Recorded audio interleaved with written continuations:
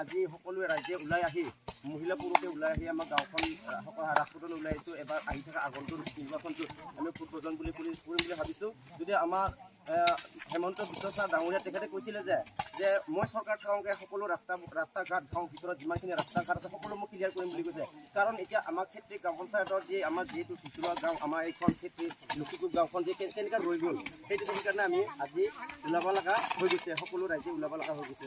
এইখিনিকৈ মই মোৰ ফালৰ পৰা কৈছোঁ, মোৰ ৰাজ্যৰ ফালৰ পৰা কৈছোঁ, আমাৰ গাঁওখন ৰাস্তাটো যদি অতি সোনকালে হয় বুলি মই তাকে আশা কৰিছোঁ। আমাৰ হেমন্ত ছাৰ ডাঙৰীয়া যদি আমাৰ চকু মিলি চাই মানে ইয়াতে বহুত অসুবিধা হয় এই ৰাস্তাটো।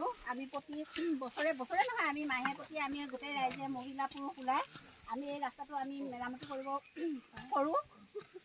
যদি নকৰোঁ কোনেও আমাৰ ইয়াতে ৰাস্তা ঘাট ভাল কৰি দিম বুলি কোনেও আগবাঢ়িও নাহে। সেইকাৰণে আমি গোটেই ৰাইজে ওলাই পুৰুষ মহিলাই ওলাই আমি এই ৰাস্তা কাম কৰোঁ। আৰু বাৰিষা সময়তো আমাৰ আৰু বেছি সমস্যা হয়, কাৰণ আমাৰ ল'ৰা ছোৱালী স্কুলত যায়। স্কুলত গ'লে ল'ৰা ছোৱালীবিলাকৰ আমাৰ আধাৰতে স্কুলত শিক্ষাটো মানে অলপ আধৰুৱা হৈ থাকে। বাৰিষা বতৰৰ ল'ৰা ছোৱালীকেইটা স্কুলত যাব নিবিচাৰে, কাৰণ ৰঙা মাটি ভৰিলৈকে বোকা হয়। আৰু পাহাৰৰ মাটি আপোনালোকে জানে আঠা এইবোৰ মানে এৰিব যে ল'ৰা ছোৱালী ইউনিফৰ্ম লেতেৰা হয়, এদিন যায় আৰু দুদিন তিনিদিনলৈকে এনেকৈ ৰখি থাকিব পাৰে। সেইকাৰণে আমাৰ বহুত অসুবিধা হয়। তাৰোপৰি আমাৰ মহিলা গৰ্ভৱতী যিবিলাক হয় আমাৰ হস্পিটেললৈকে লৈ যায়, চিকিৎসালয়কে লৈ যাবলৈ কাৰণে আমাৰ বহুত অসুবিধা হয়। 108 মাতো যদি কয় ক'ৰ হয় লক্ষীপুৰ হয় বুলি কোৱাৰ লগে লগে 108 নাহে। তাৰপিছতে তেনেকৈ কয় লাষ্টত আকৌ এবাৰ ক'ব বাইদেউ আপোনালোকে লক্ষীপুৰ হয় নে আহক, নহ'লে আপোনালোকে কেনেকৈ কয়। আমাৰ মানে বহুত দিগদাৰ হয়। সেই নোৱাৰা গৰ্ভৱতী মহিলাগৰাকীক আমি জোৰ জবৰদস্তিকে মানে মানুহগৰাকীক আমি লাহে লাহে খোজকাঢ়ি চাঙি দাঙি হৈকেও ধৰক আৰু মানুহগৰাকীক লাহে লাহে খোজকাঢ়ি হ'লেও লৈকে তললৈকে লৈ যাওঁ আৰু সেনেকৈ আমাৰ বহুত অসুবিধা হৈছে। আমাৰ বিশেষকৈ এটাই ক'ব বিচাৰিছোঁ যে ল'ৰা ছোৱালী শিক্ষাৰ আমাৰ বহুত আধৰুৱা। আমাৰ ল'ৰা ছোৱালী ইয়াতে বহুত শিক্ষিত নাই ক'বলৈ গ'লে। সকলোৱে এই ৰাস্তা ঘাটৰ মানে অসুবিধা হোৱাৰ কাৰণে আধাৰতে এৰি দিছে। আমাৰ সেইকাৰণে শিক্ষাগত ফালৰ পৰা বহুত পিছপৰা আমাৰ গাঁওখন।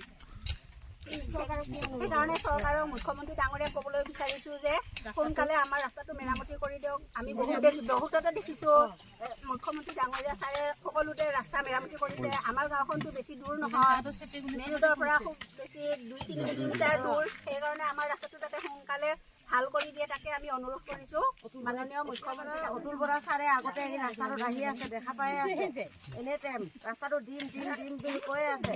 এই ভোটটো দিকে আমি জয়যুক্ত কৰিকে আমি উঠাইছোঁ। এতিয়ালৈকে আমাক ৰাস্তাখন হোৱা নাই, ৰাস্তাটো হ'বলৈ লাগিব। যদি ভোটটো আমাক যদি এইটো ভোটটো আগে যদি ৰাস্তাটো নিদিয়ে আমি ভোটটো নিদিওঁ বুলি ভাবিছোঁ। ভোটটো নিদিওঁ বুলি ভাবিছোঁ। আমি সকলো নিদিওঁ, আমি মহিলাই নিদিওঁ। যিমানখিনি আছে তাৰমানে এটাই গাঁও ইমান চুকে কোণে এখন গাঁওখন আছে, অত বছৰ হ'ল ৰাস্তাটো আজিলৈকে হোৱা নাই। ইমান কষ্টতে আমি আছোঁ। এতিয়া যদি আমাক ৰাস্তাটো নিদিয়ে ভোটটো আগে আমি ভোটটো নিদিওঁ বুলি ভাবিছোঁ।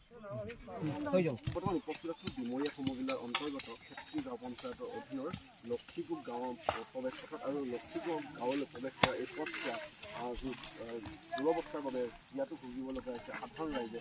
ক'ব লাগিব সমাগত বাৰিষা আৰু বাৰিষাত এজাক বৰষুণত এই পথছোৱাৰে